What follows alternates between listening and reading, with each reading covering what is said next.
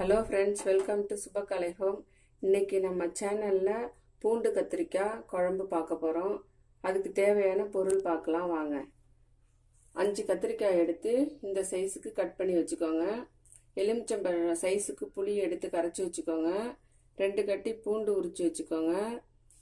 தேவையான அளவுக்கு உப்பு எடுத்து வச்சுக்கோங்க. 1 ஸ்பூன் மஞ்சள்தூள் எடுத்து வச்சுக்கோங்க. இந்த ஸ்பூனால 2 ஸ்பூன் மிளகாய்த்தூள் எடுத்துக்கோங்க.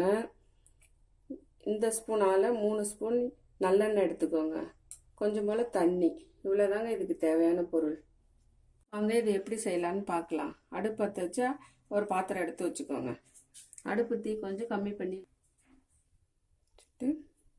இதில் எண்ணெய் சேர்த்துக்கோங்க.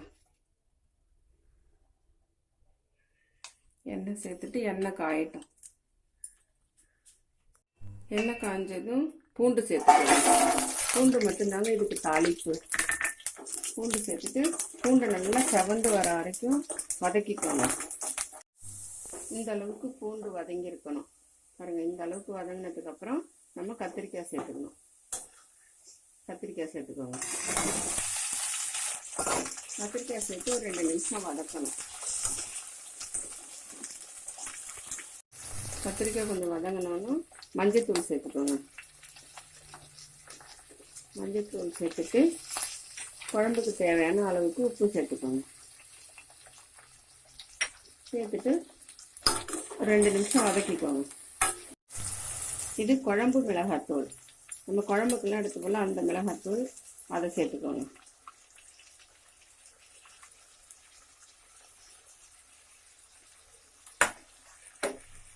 அதை சேர்த்துட்டு லேசாக வதக்கி விட்டுட்டு கத்திரிக்காய் வேகிறதுக்கு கொஞ்சம் போல் தண்ணி சேர்த்துக்கோங்க.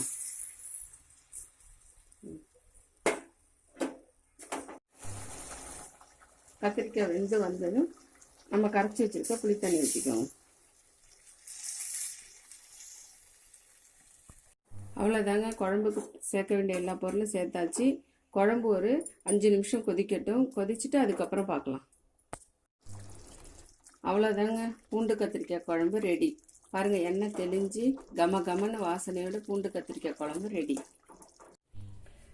இந்த வீடியோ உங்களுக்கு பிடிச்சிருந்துச்சுன்னா லைக் பண்ணுங்கள், ஷேர் பண்ணுங்கள், சப்ஸ்கிரைப் பண்ணுங்கள். பக்கத்தில் இருக்கிற பெல் பட்டனை ப்ரெஸ் பண்ணுங்கள். தேங்க்யூ.